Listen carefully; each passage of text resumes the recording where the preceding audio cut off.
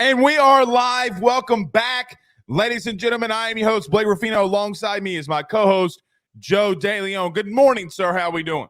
I'm doing great. I'm a little more concerned on how you're doing, Blake, after the overturning of a large truck on that. What we need a 18-wheeler.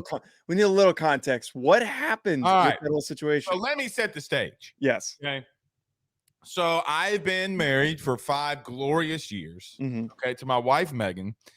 And so now that we have 2 kids, we're done with kids. We're going to try to go out more because, Ben's getting older. But nevertheless, during COVID and all this kind of stuff, we didn't have a lot of time for us to go out. So shout out, you might want to clip this and tag Walk-Ons and Brandon Landry. Shout out to Walk-Ons and Brandon Landry. They he made a restaurant, or he built a restaurant called the Supper Club. Well, Louisiana just doesn't have, like, if you go to New York or LA or Right. We don't have like one of those fine, big time bougie restaurants. Okay. Right. I did not know that this was about to be bougie. Okay. Like, they are smoke oaking my old fashioned. That the steak was like phenomenal. It was a phenomenal time. Shout out to, I did not know the waiter. I didn't know that we were going to know the waiter. The manager came over. It was our anniversary. They gave us champagne, Crystal. Wow. It was glorious. Whole 9 yards, man. Whole 9 yards. All right. So listen, last night, fantastic. Okay. So best restaurant, best environment, best thing I've ever done. Brandon Landry, you're the GOAT. However, when we got on the interstate last night to get back home, an 18-wheeler had overturned with Final Destination style. Okay, maybe a little too young for that, Joe, but Final. No, I know what it is.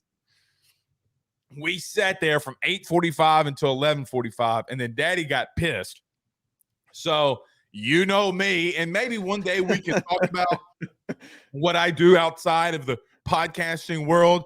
Daddy turned on them lights and we got to rolling, okay? So we got out of there, but it was horrible weather. And look, man, when you get to a situation, like, I'm not really worried about myself at that point. I've been in these type of situations before. Like, it's not that big of a deal.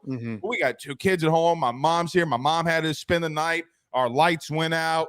Luckily we have a home generator. So as the night progressed, it got worse. But I will tell you, it was like we were bougie. We were living the bougie life last night. I'm just going to let you know. I mean, I'm talking about, like, I felt like an NBA player. I felt like LeBron James in this thing. Okay.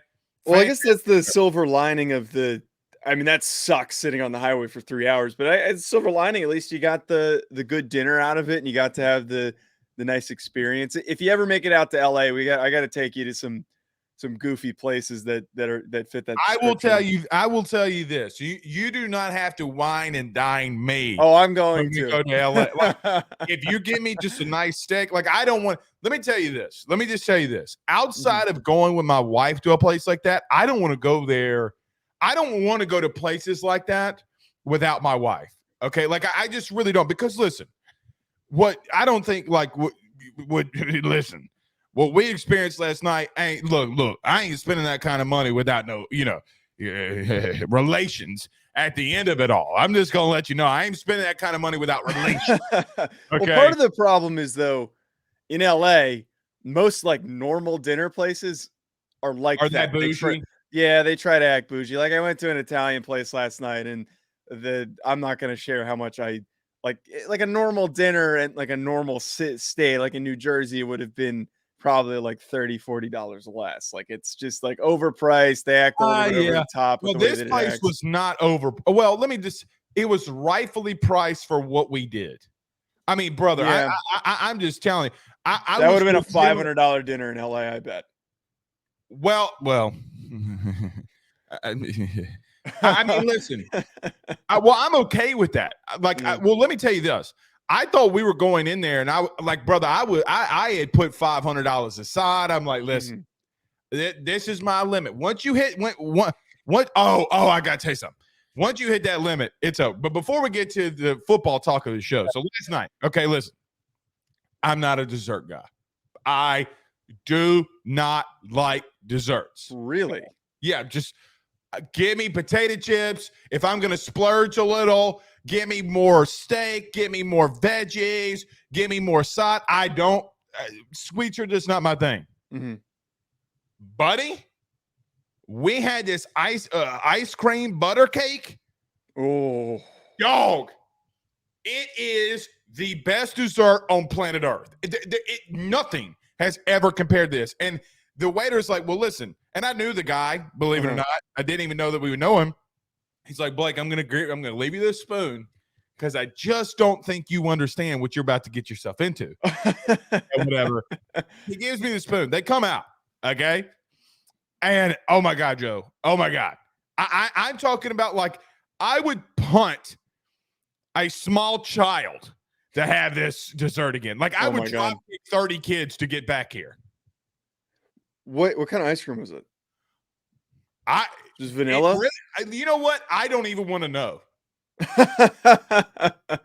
You know what it really was? I told the manager this last night. I forget her name, Miss Lopez.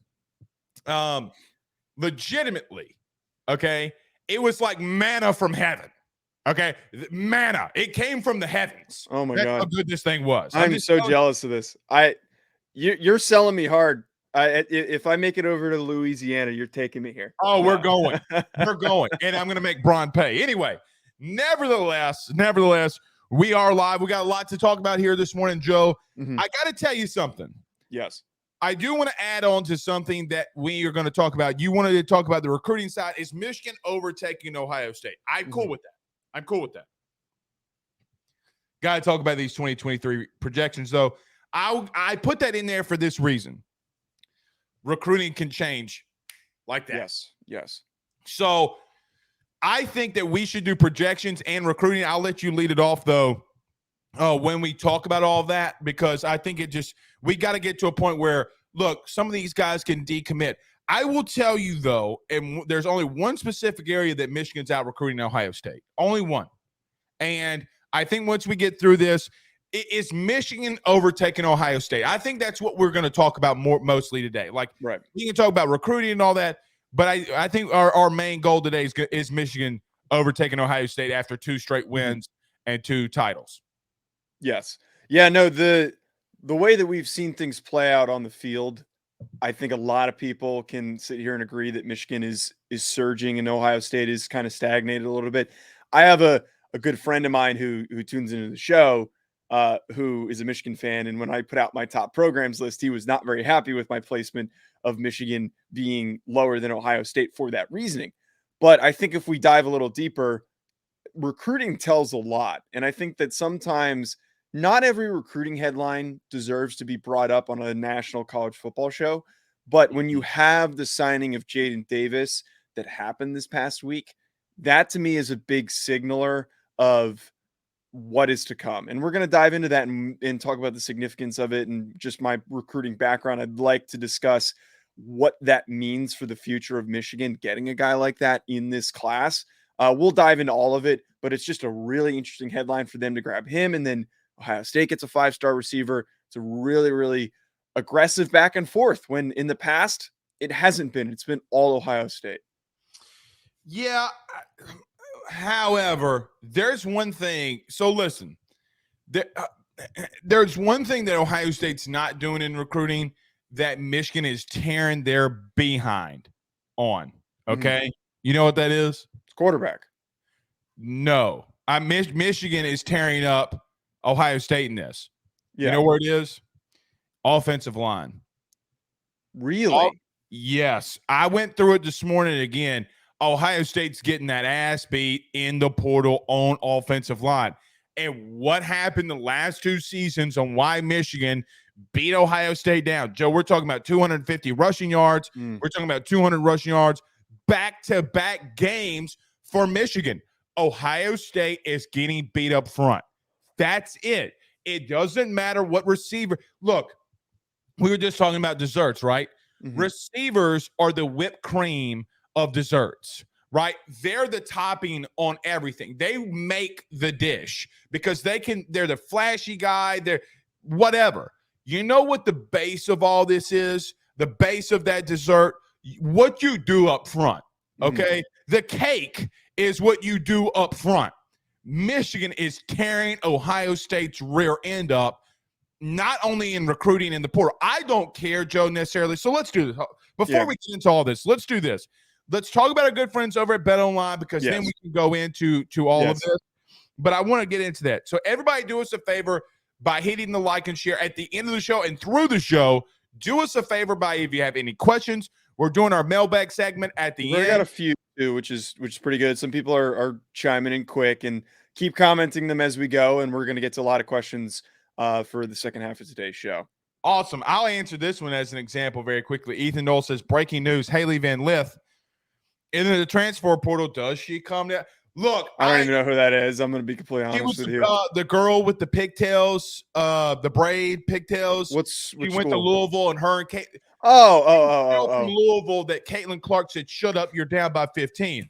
If that girl comes to LSU and we got an Iowa LSU rematch, women's basketball, baby, that's got to happen. She's got to pick. Got to happen. Look, listen, I'm walking around Baton Rouge with fake eyelashes on. I say, call me Angel Reese, damn it. I mean, that's what we got going on. But anyway, everybody do us a favor by hitting the like and share. Share to all those social media groups. You're on Facebook. Share those SEC college football groups and your own social media pages. Don't forget to like, subscribe, and hit that notification bell on YouTube. Wherever you listen to podcasts, rate, review, and subscribe there as well. All right, Joe, we're about to get into this. I think it's going to be a really fun one. Let's talk about our good friends over at BetOnline, though, first. We'll be right back in 45 seconds to talk some Big Ten football. Who's the real king of the North? It's not Jon Snow. Back in a minute. BetOnline is the fastest and easiest way for you to wager on all of your favorite sports, contests, events with the first-to-market odds and lines. Find reviews for all the news for each league, including Major League Baseball, NFL, NBA, NHL, combat sports, college sports, esports, and even golf. BetOnline continues to be the top online resource for all of your sports information for live in-game betting, props, and futures. Head on over to BetOnline today and use your mobile device to join and make your first sports bet. Use our promo code BELIEVE50, that's BELIEVE50, BLEAV 50, to receive your 50% off welcome bonus on your first deposit. That's betonline.ag, betonline.ag.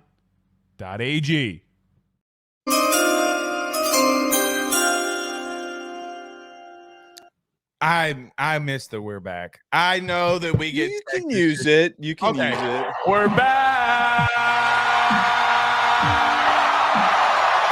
You use that a lot on your other show too, by the way. I didn't notice how much you use that on yours. Only twice again. Only twice a show. Only twice a show. Come on, that's more than you use it on this one. We only have one commercial. That's true, but there's less Texas affiliation or possibility of bringing it up on the LSU show than you would on this show. You know what we'll do? Next time we'll do this. We're back. Like Mike Jones. Okay, right. Fair. Let's get this thing rolling. So listen, Joe, you came up with an interesting topic. I'm going to let you go with it first. Yep. Okay. I just want to say this. When people are talking about Ohio State getting overtaken in recruiting by Michigan, Michigan last year finished 17th in the country and Ohio State finished 5th. We got a long way to go before the early signing day in December. We got a long way to go until February. I personally am not going to overreact here to Michigan being the number 2 team in the country when it comes to recruiting. They overtook LSU late this week. They got a 5-star quarterback. I get that. Joe, are we really about to have a conversation, though, of Michigan overtaking Ohio State because of what they've just done so far? I mean, like, is Michigan really overtaking Ohio State when it comes to recruiting? So what inspired this topic, Blake, is the back and forth headlines of 2 key recruits signing with both programs. So Michigan signs Jadyn Davis, as I mentioned earlier, which is a 5-star quarterback in the 2024 cycle. Ohio State, then a little bit later, they ended up, sorry, sign is not the correct word, got a commitment from a 5-star quarterback. Ohio State pulls a 5-star wide receiver, Jadyn Davis, for their recruiting class. And where I was intrigued by this is that if you look at these two teams that are significant rivals, it is more unlikely for a 5-star quarterback to pick Michigan than it is for a 5-star receiver to pick Ohio State. I agree with that. That's a great analysis. That receiver signing for me doesn't really do anything for me because I know that they're going to go and get those kids. And if they miss out on one guy, they're going to go and get somebody else. But what is really, I think, sets off all the alarms and all the watch out for this because this is significant. This year's recruiting class, the 2024 cycle, is not anywhere near what the 2023 cycle was like last year. There were a lot of really good quarterbacks. This year's class of quarterback stinks. It is bad. It is Dylan Raiola. You think so? After Dylan Raiola and Jadyn Davis, it starts to really drop off. If you talk to a lot of recruiting analysts, they will say that it is a really, and I know that, some people take what their opinions, with a grain of salt, but they will agree that there is a pretty significant drop off after that second guy in Jadyn Davis. So for them to come out here, pull one of the very few blue chip guys as one of the players in their class and a top quarterback, that is very significant. It is usually Ohio State who pulls these guys, and they had Dylan Raiola who decommitted, and it seems like there has been a break in that relationship. So right now, if we're looking at the most important position on the field, Michigan has a significant pull over Ohio State. I'm not going to sit here and say that they've overtaken them, but I think that this is a key thing to monitor, that they were able to get a guy that I think most would have anticipated would not have really been on Michigan's radar. I'm going to push back just a little bit. I know that Raiola, but you still have Julian Sain, DJ Lagway, CJ Carr, Jake Merklinger, I think was his name. All those guys are 4-stars, and they're not within. Not all. Hold on. Yes, let me just tell you something. Yeah. Okay. We did a deep dive on 247. We did a deep dive on the first year of On3 on our AYS show. Mm-hmm. Joe, they missed too much. Yes. They missed way too much. Here's what the truth of it all is. You want to hear what the truth is? Mm-hmm. These guys, like Colin Hurley, was a 5-star guy that they after he reclassified. CJ Carr was a guy that we wanted to reclassify. Then he took a step back after he committed to Notre Dame. Listen, historically, when a position group is down in recruiting services, means when it comes draft time, they're the best. Look at what's going on with this draft right now. Okay. Defensive line was down. Will Anderson and Jalen Carter said, suck on my rear end. Okay. So let's just calm down just a minute. Okay. I want to preface that. However, I agree with you. CJ Carr, who is a legacy at Michigan, okay? His grandfather coached there. He's a Hall of Famer. We get all that. He commits to Notre Dame. I don't think that the commitment necessarily of Jadyn Davis committing to Michigan is as big to Ohio State as it is for Michigan not getting CJ Carr. When I saw Jadyn Davis commit to Michigan, I'm like, hey, man, Harbaugh for 6 months took an outright beating from his fan base that the Carr kid was going to Notre Dame and not Michigan. And all he did was he went and got a better quarterback. The kid Jadyn Davis is literally ranked ahead one spot than CJ Carr. That's how you win in recruiting, okay? I don't really Ohio State, as an example, okay, has done it so good at quarterback over the years. They had a Heisman Trophy winning quarterback sitting behind JT Barrett. I forget the young man who passed away tragically. Dwayne Haskins. The guy sitting behind the both of those dudes, his name was Burrow. Okay. Ohio State, as an example, 2 drafts ago, when it was Burrow, Chase Young, and Acuna, they could have had the first 3 overall picks. I'm going to calm down with a little bit on the simple nature that Michigan's overtaking Ohio State. But here's my ultimate thing. Mhm. This is where Ohio State is getting their absolute rear ends torn up. Joe, when you're in middle school and you get in trouble and the assistant principal's coming out with the paddle and it's got the little holes in the paddle. So when it hits you on your rear end and it rears back, the suction is pulling your booty cheeks. Okay, maybe you weren't a bad kid. Maybe that's a thing in the South when kids get paddled. Yeah. This is where Michigan is tearing up Ohio State. You ready? Mm-hmm. Ohio State that's not going in the portal. And before you say, well, the portal doesn't mean anything. Really? Because this is what Michigan just went and got. You ready? Ladarius Henderson, interior offensive lineman. Miles Hinton and Drake Nugent, Stanford offensive lineman. Oh, by the way, Michigan had the best offensive line in the country last year. They're returning 4 of them. They're only getting better. Here's another thing. I went over to Ohio State. You know what they get out of the portal? Mostly skill guys. Yes. Mostly skill guys. Yes. Doesn't matter. They're getting that ass worn out up front. And the truth, Michigan does. This is the ultimate. The rivalry and the recruiting between Ohio State and Michigan is the ultimate determination of what wins you football games, up front or skill. Mm-hmm. Joe, I could care less that Ohio State got another 5-star receiver. Sounds cute when you're getting beat by teams that can beat you up, or play teams that can beat you up front, aka Georgia, aka Michigan. It doesn't matter. It doesn't matter. I don't care what that composite score ranking is when it comes down to Michigan having a better overall class, in my opinion, than 17. They're beating you up front. That is how the game is won. Bottom line, until Ryan, it's like some of these teams have these misconceptions about them. Like Ohio State, and look, Ohio State, what's the kid's name that's going to get drafted high? Paris Johnson. Okay, sounds good. You got to get 4 more of them dudes to really do something. Yeah. Joe, the truth between – I said this on my show this week from an LSU perspective, from an Alabama perspective, from everybody's perspective in college athletics, especially college football. You're not chasing Ohio State anymore. You know who you're now chasing? Georgia.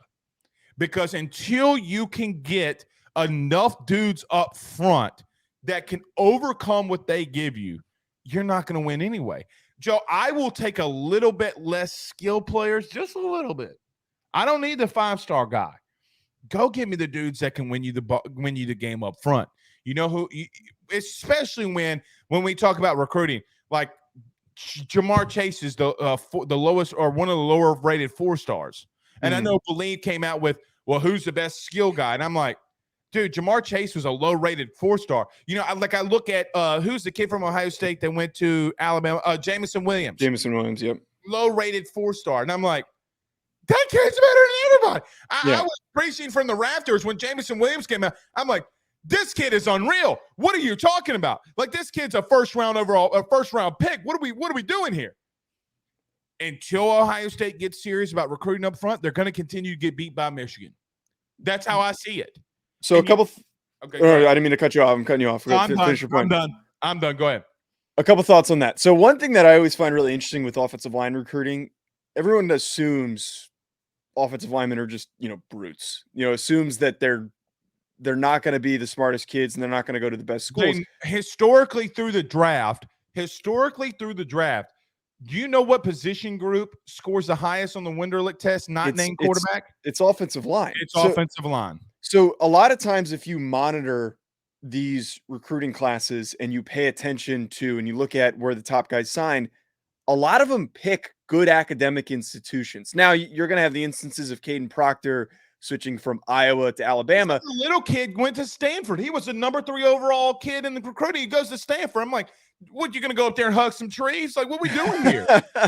But exactly my point, though, is that it's a position where you have a lot of really smart guys. And I always find it funny, not funny, but if you meet people outside of football that are really high up at various businesses and whatnot that are really focused on academics in school, a lot of them played offensive line.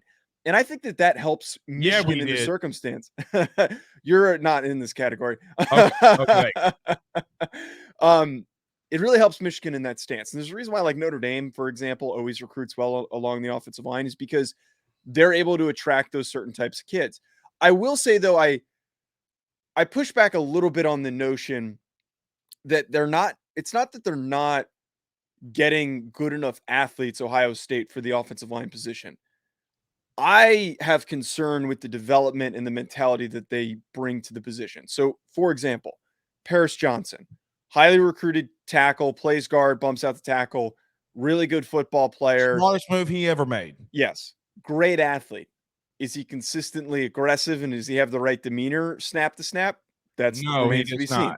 Luke Whippler, who's going to be drafted highly this year as their starting center, really good athlete, moves really well. Not the most consistently strong And I'm going and to tell you aggressive something. player. I'm going to tell you something very quickly about him. Yeah. I remember a couple of buddies of mine. We were sitting here watching the Ohio State Michigan game, Mm-hmm. and I'm looking at them. I'm like, what is he calling on this protection?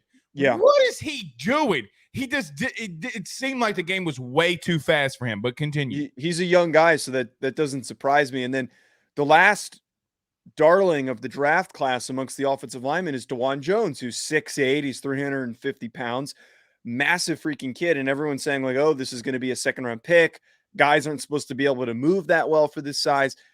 The funny thing about DeJuan Jones, he actually came on the Draft Prospect show that I do with Ryan Roberts, and he basically stated he's only playing football because he's this big. He loves basketball more than he loves football. My There main you point go. here is that you've got a group of guys and you're not recruiting the right ones. You're recruiting a lot of good athletes that you're going to show up and you're going to kick the crap out of Maryland. You're going to kick the crap out of Rutgers. And they do that. They do that on a week-to-week basis. They can match up well with other good defensive lines that have good athletes. That's But not when good.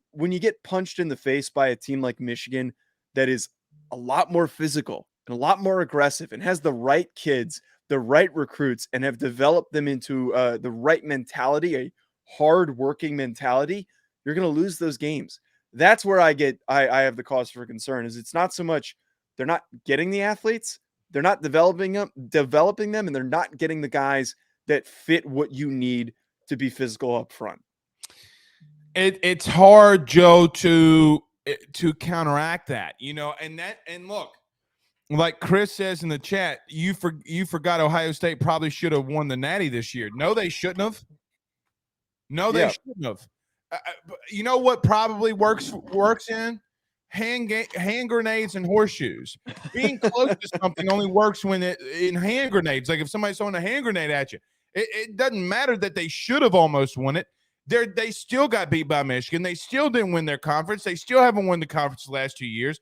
They've still been out of the playoff. They've gotten beaten by Georgia. Great. You came closest to beating Georgia last year. Sounds good for you. You also had a game plan and a game plan printed out for you against Georgia that you had. And you know what happened, Joe? When your best wide receiver went out in Ohio State, what happened? You crumbled. You crumbled. Joe, they could have easily lined up and tried to run the football, at least to burn some clock, get a couple of first downs. Don't tell me that Georgia doesn't give up first downs last year. They gave up a handful of third downs running the football. I remember LSU. I remember Missouri. I remember some of these games that they're giving up first downs. Missouri being the number one team that they were giving up first downs on third down for in the running game. Don't tell me it can't happen. You're supposed to be one of the pinnacles, one of the blue bloods. Well, like I say all the time, it does not matter if you're a blue blood when you're getting your teeth kicked in up front. It never matters. Now, here's the thing. The only thing that I'm going to counteract this and stick up for Ohio State. You ready? Listen to me. When I say this, don't freak out. Don't freak out, okay? Okay. It's just the truth. I don't want to fight with you. I don't want to argue, okay? Okay. I just went and looked this morning because I was like, you know what? If I'm going to go with it's way too early, let me just – because it is, Joe, it's way too early. We got, 9 months until December, right? Like, so come on. Maybe not 9 months. Yeah, close to Notre Dame was number one this time last year, and they finished ninth. So okay. good example. I don't mean that in a wrong way. I legitimately don't. Okay. But things happen when the season starts. So to say Ohio State is not going to be ahead of Michigan in recruiting, I'm going to just take a little step back. I got to see Michigan actually take them over in recruiting before I start saying anything about maybe there is an issue at Ohio State. Until, I got to see it first, Joe. I got to see it because, again, Notre Dame was beating seven SEC teams. Mm-hmm. At the end of it all, they were behind all of them. So again, I get that. I really am not trying to poo-poo on Notre Dame. All I'm saying is the top two kids that are going to be, or at the time committed to Notre Dame. One kid went to Alabama, and then you didn't get Peyton Bowen. We all know what happened there. That's all that I'm trying to say here. It's all I'm trying to paint the picture of. Okay, I get that, but so here's where the angle that I'm approaching this a little bit differently, and I led in with this at the beginning.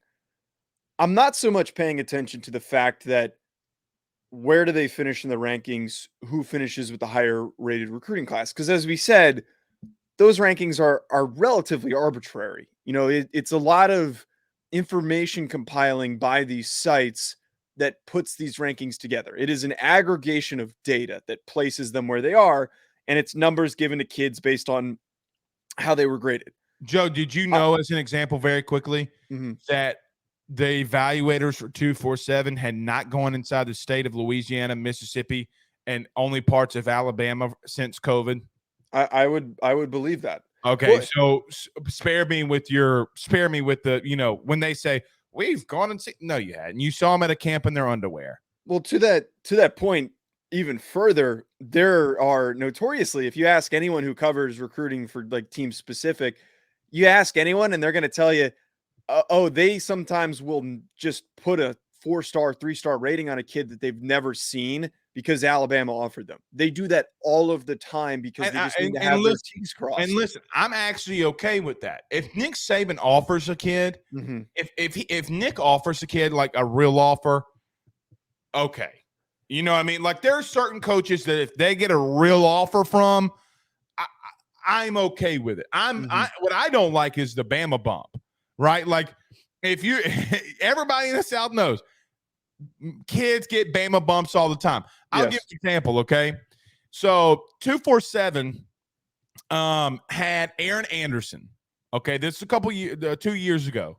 Aaron Anderson was the 1,500 overall recruit in the country. Buddy, I was out here screaming from the rafters. The kid's a 5-star. The kid's a 5-star. Screaming it. He commits to the University of Alabama. He went from 1,500 to 27th. Exactly. Insanity. They don't do their due diligence oftentimes. No, they don't.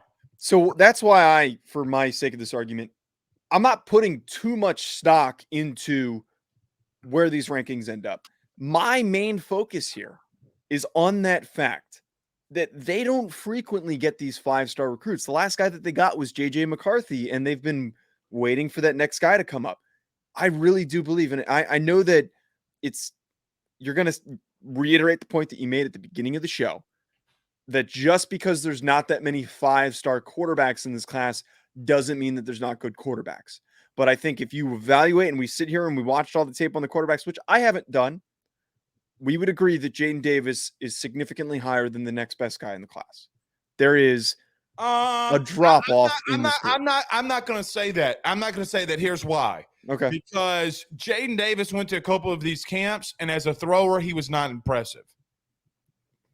Okay. He wasn't more impressive than Colin Hurley. He wasn't more impressive than CJ Carr. He wasn't more impressive than Raiola. He wasn't more. But you know what he does that I think he fits team specific stuff, right? As an example, if you give that kid 3 reads on a bootleg and one of those reads is him running, you're in deep shit.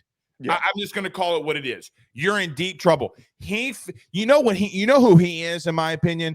He is a more polished Trey Lance. That's how that's how I see him. And look, because of watching the Colin Hurley kid, which he's been on my show, I think he's a good kid. I watched the Jadyn Davis kid because they thought he was going somewhere else outside of Michigan. I'm like, bro, if Michigan does get this dude, it's significant. It's significant. And I agree with you there. It is a massive deal that Harbaugh is able to pluck a 5-star quarterback. If they can get some receivers to come along with him, then watch out. That the biggest thing for me for Michigan in this recruiting aspect is the only piece of if they go out there and start getting some legitimate, and I'm talking about legitimate 4-star recruits when it comes to the skill positions, which they will. Usually when you get these quarterbacks, they bring a collective of guys that are correct. They've met at these camps. Got the Jacob Oden kid, the running back from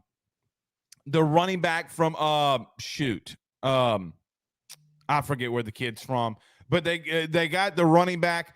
They've had some visits, but listen, they're just doing some really good things right now, Joe, in recruiting that I don't think you can take away from. NIL is becoming a little bit of a thing for them. They're putting some money there, and it's an academic institution. Here's my only thing I'm gonna end with this. Okay. Is right now this is the top, and I stopped at Ohio State because it's Georgia, Michigan, LSU, Ohio State. I want to see what it's like at the end. You know who's not in that top 5 yet? Bama. So again, hold off on what you're doing and what you're saying. Yeah. Because here's another thing. A&M, look, we're not, as much as I poo-poo on Billy Napier, dog's kind of rolling a little bit in recruiting. So again, Michigan's not going to end it too. They're not.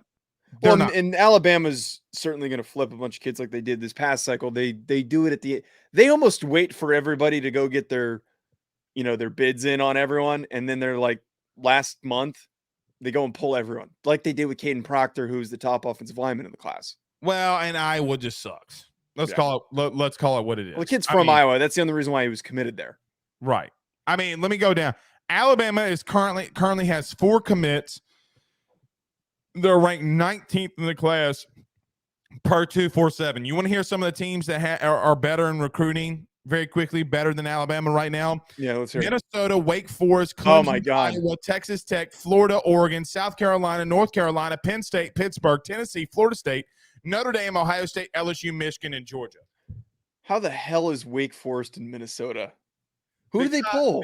Because they have recruits. They have more recruits than Alabama does. Stupid. Well, that's like last year. Texas Tech was like a top 5 class. Now listen. We're gonna have to talk about Texas Tech. Oh, they got a kid that I really like that they. No. We're gonna have to talk about Texas Tech. I ain't talking about they got a kid. Good or bad way. We're gonna have to talk about them as a program. Oh yeah, no, I think they're very positive direction. You want to find your TCU last year? Texas Tech. I said it on the show. We did breakout stars. I started researching them after you said that because I wanted to absolutely dump on your take there. Boy, was I wrong. If you have a sec this weekend, go watch Dre McCray from Austin. I already did. It's bull BS. I wanted to tell you were an idiot. Now I can't tell you you're an idiot. Every time you say something, I try to find a way to call you an idiot. And then when you I do my research. I know my stuff, Blake. Well, if I'm silent on one of your takes, it's like, God dang it. Seriously, though, watch Austin P versus Alabama. Dre McCray. He's going to be one of the best receivers in the country. He's going to be one of the best receivers in the country.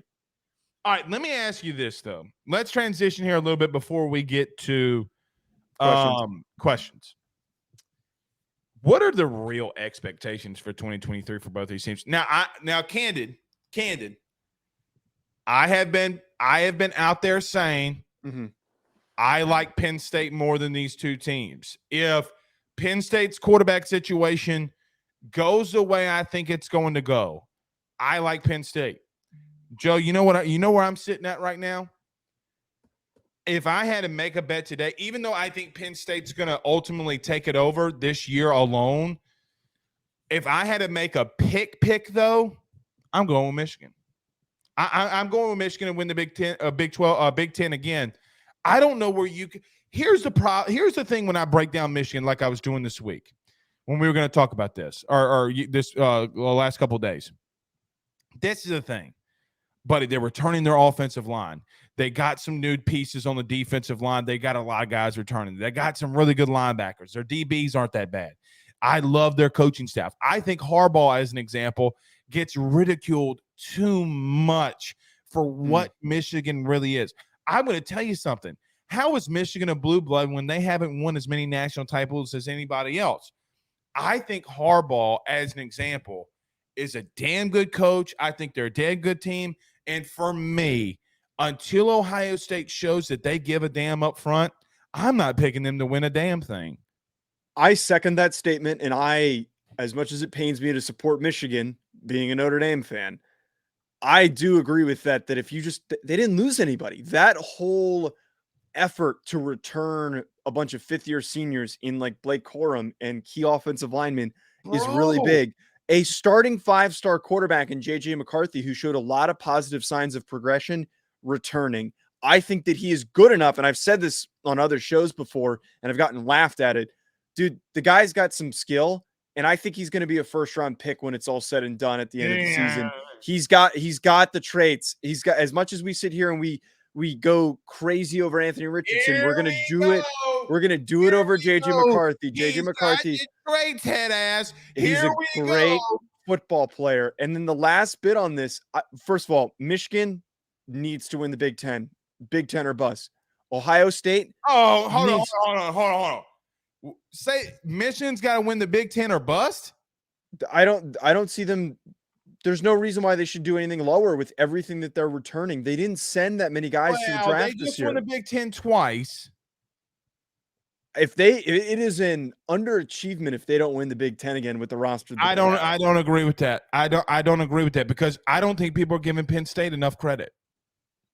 Penn State's got a young, talented team. Michigan's got a veteran, talented team. I agree with that. I'm not going to say it's a bust. Because Joe, Ohio State could still make the playoff and almost beat Georgia. It's true. That's true. And my thoughts, though, just quickly on Ohio State. If they finish with better than 2 losses, I think that's a good season for them. I think that everyone would get upset over that thought, and Ohio State fans would get upset over that thought.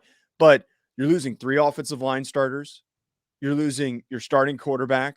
You're losing a receiver that you didn't have that didn't play. There's a lot of defensive players, too, that there's question marks on returning. They're going to lose a dumb football game next year. It's going to happen. And I don't know who's their quarterback. Well, nobody knows. No. Here's the ultimate question. Are they really going to fire Ryan Day? If he loses 2 games, are they really going to fire him? Joe, I don't know. He'd be what? What would his record be? Let's look it up really quickly. Hold on. He has a good record and a good recruiting background, so it feels weird holding him accountable and trying to fire him over stuff like that. But at the same time, he's 45-6. So then that's a good record. He would be 55-8. If they went 10-2, he'd be 55-8. That's better than a lot of coaches in the country, though. You know who that would tie? You know who had a 55-8 record before they started winning natties? Kirby. Yes, exactly.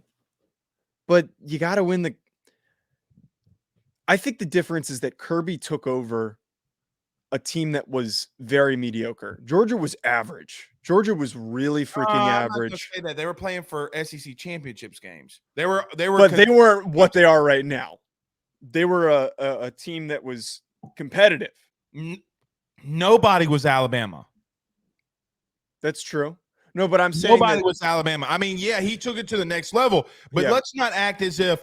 Look, that's cap because everybody says that about Kirby. That's a lie. What's his name? Mark Richt had top 10 recruiting class after top 10 recruiting class after top 10 recruiting class after top 10 recruiting class. That's BS. That's horse manure. I don't want to hear that he took over. Joe, they There's have played, listen to this. Okay. They have played in almost the same amount of SEC title games as Alabama. Yes. So Yes, don't tell me that they were don't tell me that they were a lower program. They play more SEC title games, if I'm not mistaken, more than Florida. But my thought here, and the reason They why played they moved more than Tennessee. my thought here and why they moved on from Rick is that they couldn't get over that hump of being 2 to 3 losses. Well, they wanted to be back in national. They didn't outright fire Rick. He stepped down. Yeah. Because you can't fire a coach that's going 9-3 every year. Right. That's the thing, is that they were average wasn't the right word. It's less miles. Average wasn't the right word. Above average. They weren't a national championship. They were contender. a good team. They were a good team. They were a good program. Good they team, were good, but not what they are right now. No, nobody. But again, what are we talking about? Yes. Nobody is. But the point I was trying to make here, it's not Georgia related. It's that Kirby took the team a step forward from good to elite. Ryan Day took over elite and brought them down to good. That's the difference. And that's why the conversation has now been brought up of, do we fire Ryan Day if he's not beating Michigan and they're not winning titles? We don't want to be Wisconsin. Beep. Beep. Time out. Okay. Cap. What do you mean cap? Cap on what? Here's why it's cap. Urban Meyer got blanked by Clemson in a playoff game. Blanked. Still won a natty. Okay. Sounds great. Sounds fantastic. How many did he win in 10 years? Is it one? One. Still won a natty. You're right. I'm not comparing Ryan Day to Urban Meyer as a coach. I'm not doing that. What I'm saying is, don't say that when we were calling Purdue the spoiler makers because they were beating Ohio State every year. Okay. Mm-hmm. Ohio State had some really bad losses and some really bad stuff happened to them under Urban Meyer. They are the exact. You want to know the truth? Here's the truth. You ready? It gets magnified because they're losing to Michigan and they're not winning the Big Ten. But now that they have a team that's in that division that's actually capable of winning, they're starting to falter. It's like the old saying, and Joe, I told you this. Yes. We talked about our top 10 programs. Everybody was getting on to me about not putting Ohio State higher. But then we come into this discussion and we talk about this and everybody's like, oh, they're going to win. They're going to go 10-2 next year. Well, how am I?